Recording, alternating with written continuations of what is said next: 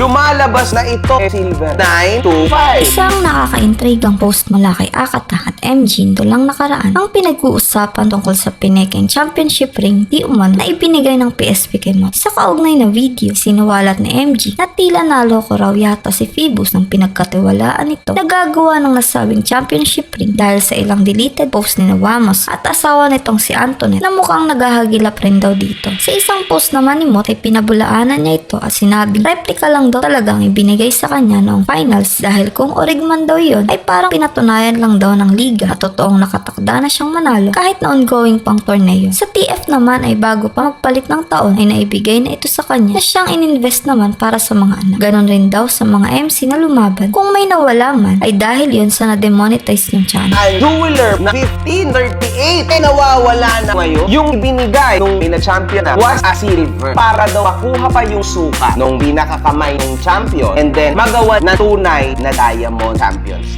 Isa sa mga naloko ay si Wamos, si Antoinette. Ito mga post na ito deleted so probably nakausap po ito